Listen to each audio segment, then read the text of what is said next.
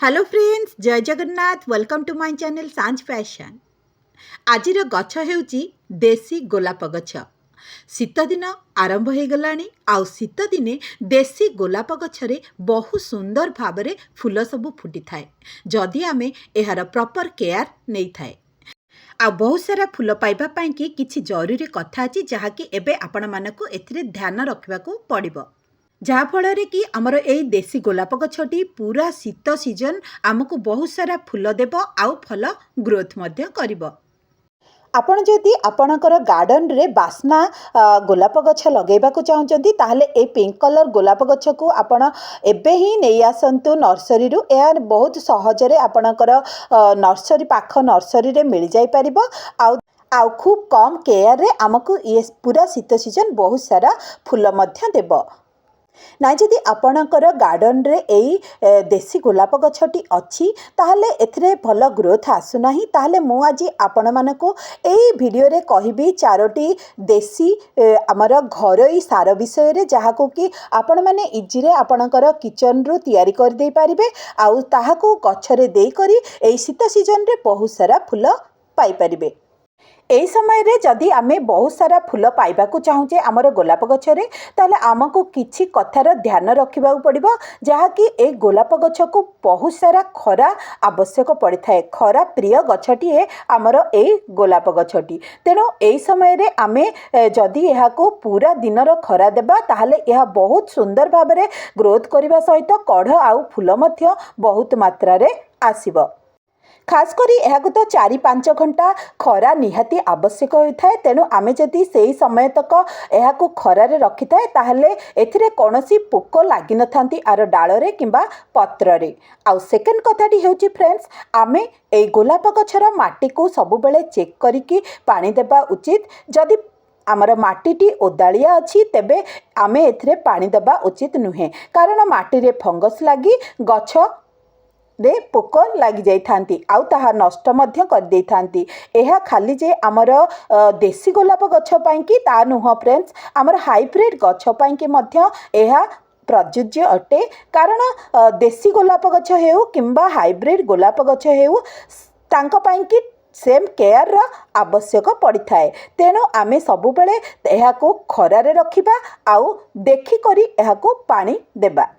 आउ थर्ड कथा हेउची फ्रेंड्स, आमे जदि आमर गोलाप गछरे बहुत फूल पाइबाकू चाहूचे ताहले टाइम टू टाइम एहार कटिंग करिबा उचित। जेउ डाल गुड़िकरू नुआ डाल बाहरु नाही किंबा सेथिरे कोनोसी ग्रोथ हेउ नाही ताहले उपरु उपरु आमको पिंचिंग करिबाकू पड़िबो बा टिके टिके कटिंग करियाकू पड़िबो। एई देखंतु जेमती मु एठी एई डालटी रे मोर कोनोसी नुआ ग्रोथ आसु नाही, तेणु मु एठी एहाको काटी देउची। काटी दबा मात्रे कोन हेबो ना तळे जो तार गंठी जगह अच्छी सेठू आहुरी नुआ नुआ डाल बाहर जहाँफल गछटी मोर गहलिया हेबो आउ बहुत सारा सेथिरे कढ़ मध्य आसीबो। ताले एहीपरि भाबरे आपण जो डाल गुड़िकरे न आसुची नुआ डाल सेगुड़ी को एमिति टिके टिके कटिंग कर दियंतु। आउ सेथिरे किछि हळदी किंबा आमर जो आलोवेरार पत्र ताकु टिके लगेई दियंतु जहाँफल कि सेठू गछ कला पड़िबो नाही। आउ देखंतु एमती नुआ नुआ डाल आसीबो आउ एमती कढ़ मध्य आसीबो।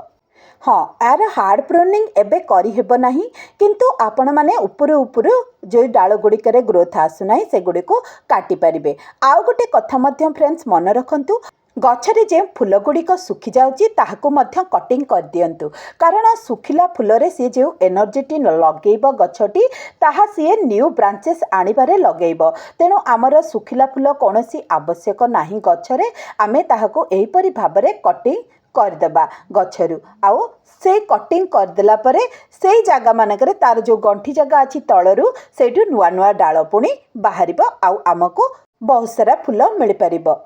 आउ लास्ट पॉइंट हेउची फ्रेंड्स आर फर्टिलाइजर। आमे एहाको कौन फर्टिलाइजर देबा जहाँफल कि आम गछरे बहुत सारा फूल आसीबो ए शीत सीजन रे, ताहले ता हेउची आमर चापत्ती। चापत्ती आपण माने फ्रेश चापत्ती अध चामच नियंतु। जदि 8 रु 10 इंच पट हेची सेथिरे देई दियंतु मात्र अध चामच आमर फ्रेश चापत्ती एथिरे नाइट्रोजेन परिमाण बहुत मात्रा रे थाए जहाँफल कि आमे जो गछ को कटिंग करथाए से नुआ डाल आसबार यह साहाय्य करथाए आमर चेर को यह दृढ़ करथाए बहुत सुंदर भाव में माटी ग्रोथ करने साहाय्य करथाए।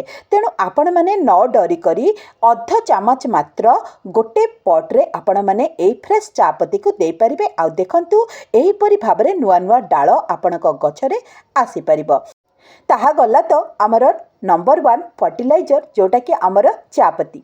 सेकेंड रे आमर अच्छी देखंतु फ्रेंड्स एटी कदलीर चोपा जहाँकि बानाना पिल फर्टिलाइजर आम घरू यह इजी रे मिल जाई थाए। तेणु आमे एहाको सुखाई ताको पाउडर बनै जदि गोटे रु 2 चामच आम पट्रे देई थाए ताहले एथिरे नुआ ग्रोथ आसीबा सहित बहुत सारा कढ़ आउ फूल मध्य आसी थाए।